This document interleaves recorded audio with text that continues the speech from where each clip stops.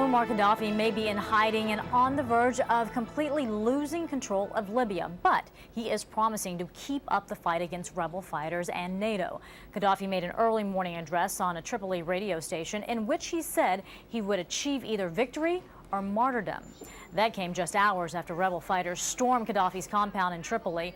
The opposition forces blasted through the gates at the end of a 5-hour gun battle with Qaddafi loyalists. The rebels smashed monuments built to honor the dictator, but have not found Qaddafi himself. So for more, we're joined by CBS News military analyst Jeff McCausland. Thanks for being with us. Betty, it's good to be with you. All right, so Qaddafi said he retreated from the compound in a tactical move, and we're getting reports that his forces attacked a town west of Tripoli with tanks and missiles. So is this the end for him? I really think it probably is the end of the regime, but we don't know if it's the end of him. There would seem to be a couple of possible scenarios. One, he could make a last stand with whatever forces he has left, probably around the city of Sirte, which is his home city, which is a few miles to the east of Tripoli. He could also flee the country, and there are probably several African countries who might take him. Supposedly, Nicaragua has offered to provide him asylum. The last thing he could do is something like Saddam Hussein did. Remember, Saddam Hussein escaped from an encircled city in Baghdad back in April of 2003 and began to orchestrate an insurgency in the country and wasn't captured by American forces until December. So what is NATO's role right now? Well, I think NATO's role right now is an overwatch role. Certainly there are a lot of aircraft or drone aircraft provided by NATO over Tripoli and throughout the battle space, trying to get as much intelligence about what's going on the ground, which is obviously very, very confusing.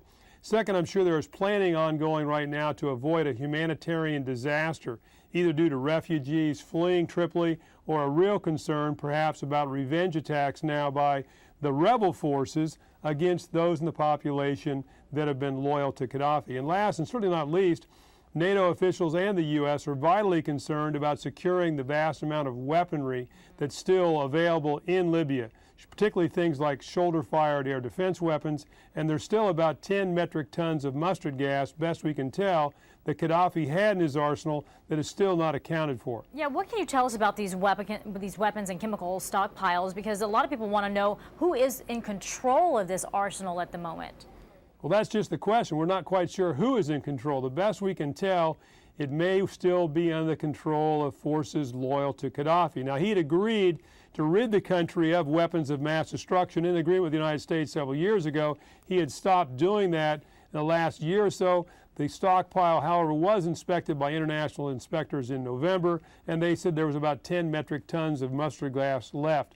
Most of that was in large plastic containers, very difficult to weaponize, but could still be a very crude weapon if he wanted some kind of a last stand or scorched earth policy.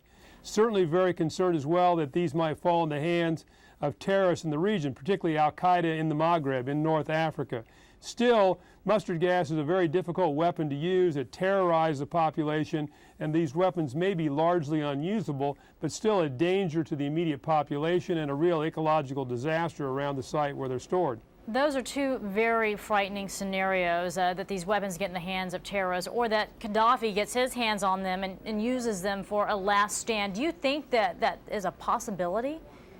It's certainly a possibility we can't discount, but I want to hasten to add it would be very difficult to weaponize these. What I mean by that is using them either from an aircraft or using them now from perhaps a Scud missile. And apparently there's still a few around just because of how they're stored and they're not put into warheads. But certainly he could blow them up, put them on trucks, make an explosion, and make a heck of a mess, and do that particularly in one of the urban areas if he wanted to do, massive vengeance against those who are now in the process of bringing his regime down. Let's talk about the money now, because tens of billions of dollars in Libya's assets were frozen when this conflict began. That money will be released once the rebels finish the job. But is it too early to turn over that much money to a group that we really know very little about? Well, you're right, very difficult. And who are these people and who are we turning over to? Right now, the National Transitional Council is really a self-appointed group. Obviously, we're a long way from any kind of elections and the creation of a government that can make decisions on what priorities should be addressed in the recovery for Libya, which has now been devastated not only by 42 years of Qaddafi, but by an ongoing war for the last 6 months or so. It may be very difficult for them to absorb a large amount of money and make those kind of decisions.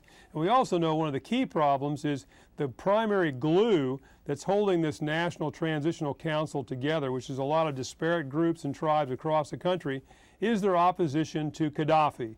Once he leaves the scene, will they then show up with all the fractures and fissures between the various tribes, those who are Islamists, those who are sectarian alike, in trying to define a political future for Libya?